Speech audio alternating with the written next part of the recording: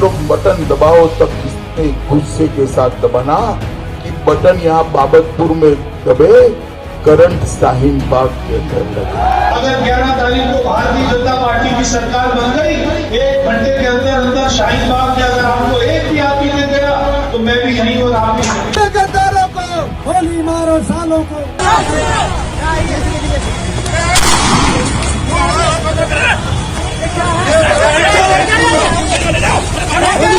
नमस्कार, आजाद आवाज चैनल में आपका स्वागत है। मैं टीकम चंद और आप देख रहे हैं विशेष खबर। दोस्तों, जब से बीजेपी सरकार सत्ता में आई है तब से लेकर के अब तक लगातार भारत के इतिहास में हिंदुत्व की जो राजनीति है वो गरमाई हुई है। और अभी आपने देखा कि मुजफ्फरनगर में एक चुनावी रैली को संबोधित करते हुए देश के गृह मंत्री अमित शाह ये कह रहे हैं कि मतदाता जब भी वोटिंग बूथ पर जाए और ईवीएम मशीन का बटन दबाए तब इतना जोर से दबाए कि उसकी जो आवाज़ और उसका जो करंट है वो शाहीन बाग तक लगे। इससे ये साबित होता है कि शाहीन बाग में एनआरसी और सीए एक्ट के खिलाफ लगातार उग्र प्रदर्शन हो रहा है और अमित शाह इस विरोध को दबाना चाहते हैं।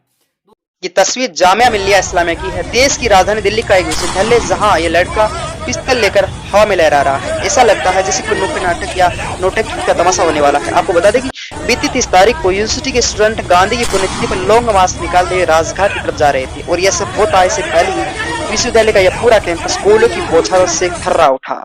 आपको बता दें कि 17 साल का यह युवक जो पिस्तौल लेकर लहरा रहा है, हिंदुत्व की राह पर लोकतंत्र को ताक पर रखकर अपने कार्य को अंजाम देता नजर आया।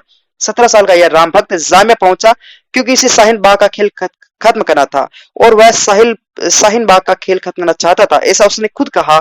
जामिया पहुंचने से पहले उसने अपने फेसबुक अकाउंट में यह बात शेयर करते वक्त राम भक्त ने कहा था कि ये लो आजादी। इससे यह साफ जाहिर होता है कि नागरिकता संशोधन कानून यानी सीएए के खिलाफ पिछले 6 हफ्ते से चल रहे आंदोलनों से वह नाराज था और उसे आजादी के नारे पसंद नहीं थे। और इतना ही नहीं, ये देश के इतिहास में पहली बार हुआ कि इस तरह की कोई घटना जिसे कई लोग आतंकवादी घटना कह रहे हैं। बच्चे पाले एक लाल हुआ बलिदान तो क्या 100 लाल तेरे रखवाले हैं।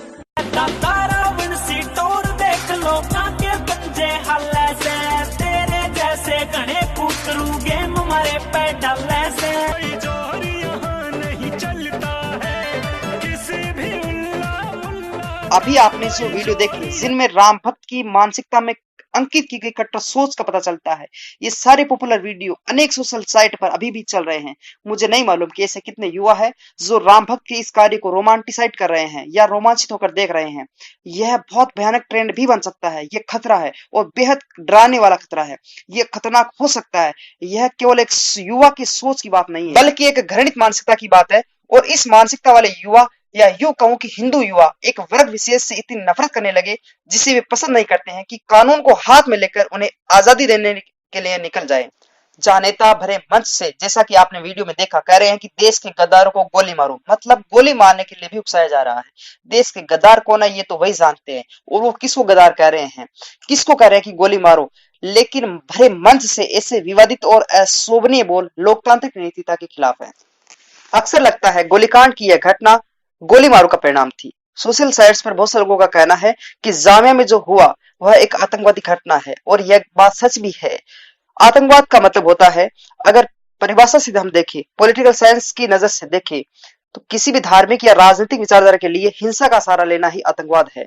तो इस तरह से 17 साल का यह युवा आतंकवादी। लेकिन एक दूसरी बड़ी खबर जो इस वक्त निकल के आ रही है, अखिल भारतीय हिंदू महासभा के प्रदेश उपाध्यक्ष गजेंद्र पाल सिंह आर्य ने कहा है कि जामिया इस्लामिया में फायरिंग करने वाले किशोर को अखिल भारतीय हिंदू महासभा सम्मानित करेगी और उसके मुकदमे की पैरवी भी करेगी। बड़े अफसोस की बात है कि आजादी के बाद से ही हिंदू महासभा का रवैया भारतीय संविधान और लोकतांत्रिक मूल्यों के प्रति उदासीन और विरुद्ध रहा है। अखिल भारत हिंदू महासभा 26 जनवरी हो या 15 अगस्त हो, इसका सेलिब्रेशन नहीं करती है।